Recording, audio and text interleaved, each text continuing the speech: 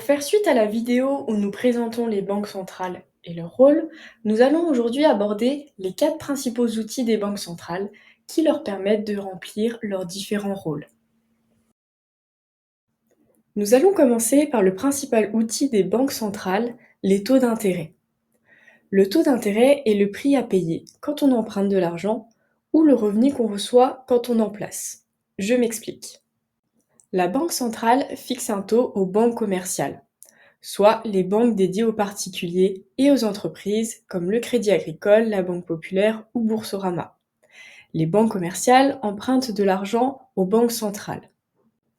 Les banques commerciales payent donc ce taux à la Banque centrale lorsqu'elle en emprunte de l'argent.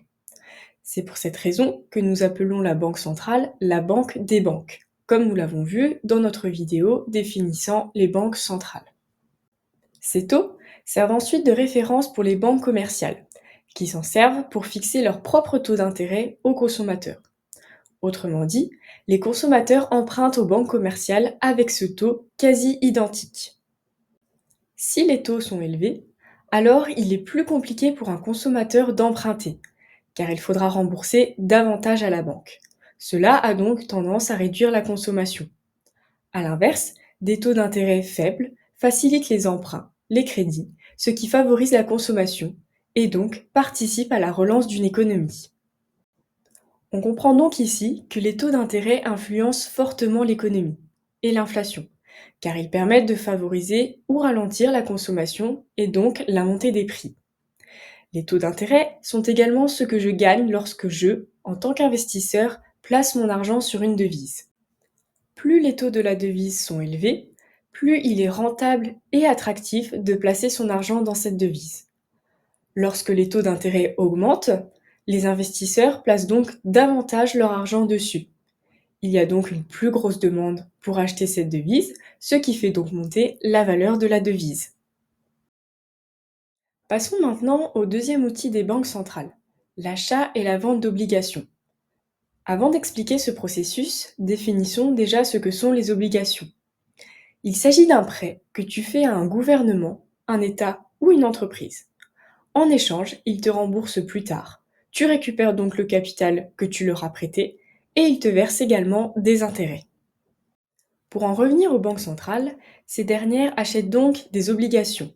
Elles prêtent de l'argent au gouvernement, dans le but d'envoyer du cash dans l'économie du pays, autrement dit d'augmenter la masse monétaire du pays. L'augmentation de la masse monétaire nourrira la croissance économique, qui fera ensuite augmenter l'inflation. En effet, plus il y a d'argent en circulation et donc disponible pour la consommation, plus les gens achèteront.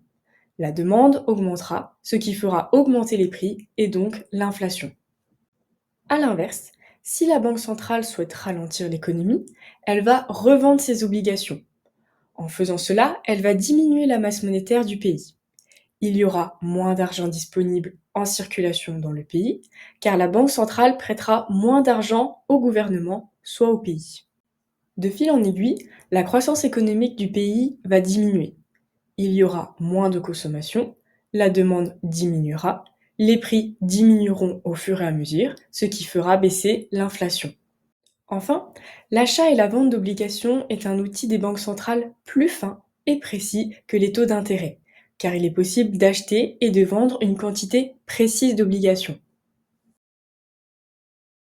Nous allons maintenant continuer avec le troisième outil des banques centrales, la réserve obligatoire.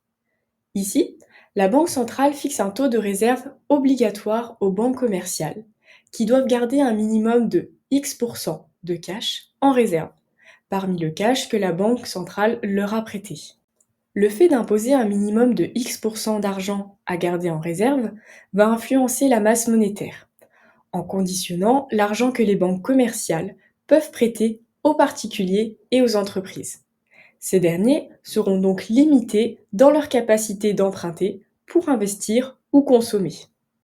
Si les banques commerciales ne gardent pas de réserve de cash et donnent tout aux investisseurs et aux consommateurs, cela peut conduire au crash du système bancaire, car il n'y aura plus de réserve si besoin.